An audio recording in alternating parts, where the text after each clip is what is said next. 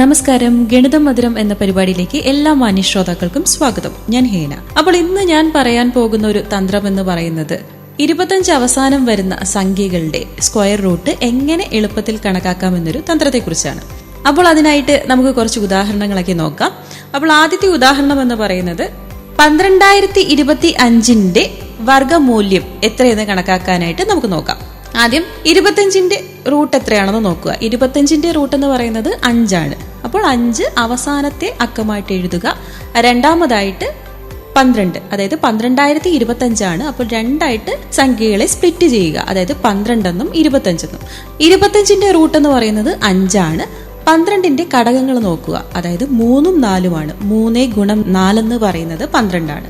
അപ്പോൾ ഈ രണ്ട് സംഖ്യകളിലെ ഏറ്റവും ചെറിയ സംഖ്യ എടുക്കുക. രണ്ട് സംഖ്യകളിലെ ഏറ്റവും ചെറിയ സംഖ്യ എന്ന് പറയുന്നത് 3 ആണ്.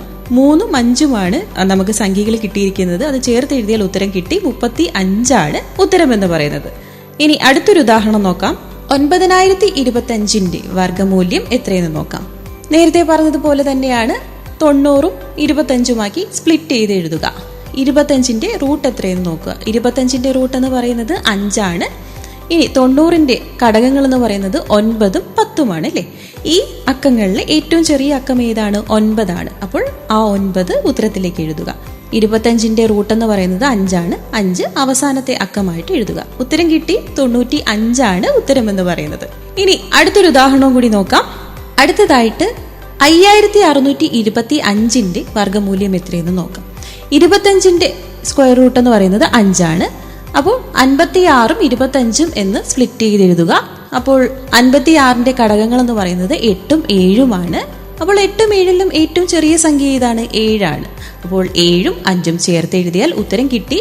അതായത് 75 ആണ് 5625ന്റെ വർഗമൂല്യം എന്ന് പറയുന്നത്. ഇനി അവസാനമായിട്ട് ഒരു ഉദാഹരണം കൂടി നോക്കാം. 3025ന്റെ വർഗമൂല്യം എത്രയെന്ന് നോക്കാം. അതായത് 30ഉം 25ആയിട്ട് സംഖ്യകൾ എഴുതുക.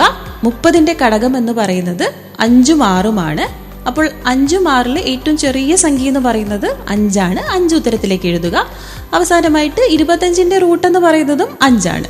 അപ്പോൾ 5ഉം 5ഉം ചേർത്ത് എഴുതി ഉത്തരം കിട്ടി. 55 എന്നതാണ് 3025ന്റെ വർഗമൂല്യം എന്ന് പറയുന്നത്. അങ്ങനെ ഇങ്ങനെ വളരെ എളുപ്പത്തിൽ തന്നെ അവസാനം 25 വരുന്ന സംഖ്യകളുടെ വർഗമൂല്യം, അതായത് സ്ക്വയർ റൂട്ട് കാണാനായിട്ട് സാധിക്കുന്നതാണ്. അപ്പോൾ ഇത്രയും പറഞ്ഞുകൊണ്ട് ഇന്നത്തെ ഗണിതം മധുരം ഇവിടെ അവസാനിക്കുകയാണ്. നന്ദി, നമസ്കാരം.